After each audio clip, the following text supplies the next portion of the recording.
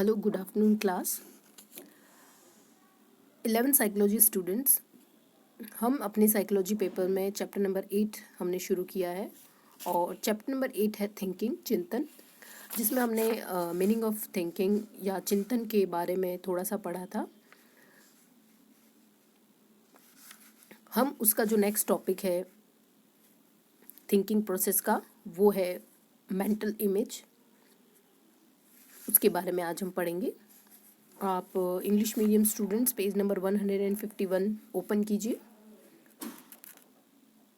इस चैप्टर का ये जो टॉपिक है, जिससे हमें ये समझ में आएगा कि जब इंसान सोचना या कल्पना करने लगता है, थिंकिंग उसकी प्रोसेस में होती है, तो वो किस तरह से किसी चीज़ को अंडरस्टैंड करने की कोशिश करता है। उसके सामने जो ऑब्जेक्ट होता है, जो ऑब्जर्वेशन वो अपने सेंस ऑर्गन से करता है, उससे थिंकिंग प्रोसेस कैसे कंडक्ट करता है।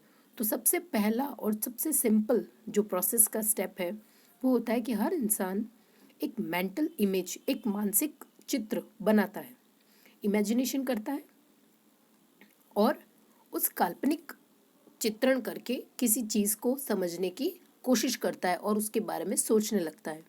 तो इस एक बहुत अच्छा एग्जाम्पल आपको दिया हुआ है, यहाँ पे पढ़िए। Suppose I ask you to image a cat sitting on a tree with its tail slightly raised and curved. You would most likely try to form a visual image of the whole situation. कि अगर मैं एक example देती हूँ कि मैं एक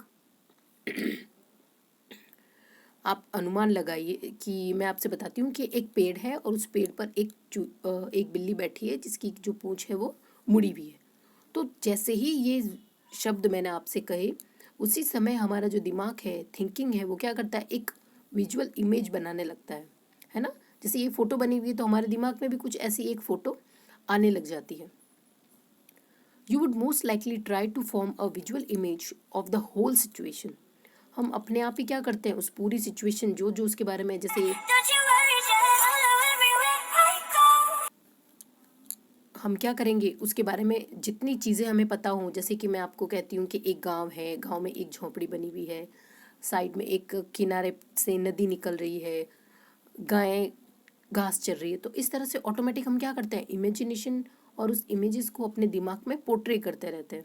Sometimes similar to what the girl in the picture is doing, or think of another situation where you are asked to imagine yourself standing in front of the Taj Mahal and describe what you see. While doing this, you are actually forming a visual image of the event. You are probably trying to see through your mind's eyes. हम जैसे कि एक example है कि आप ताजमहल देख के आए हो और अब आपको कोई ताजमहल के बारे में कुछ पूछ रहा है, तो ऑटोमेटिक हमारा दिमाग जब उसके बारे में बताने लगेगा तो हम एक ऐसी इमेज बनाने लगेंगे जो हमें क्या करते हैं,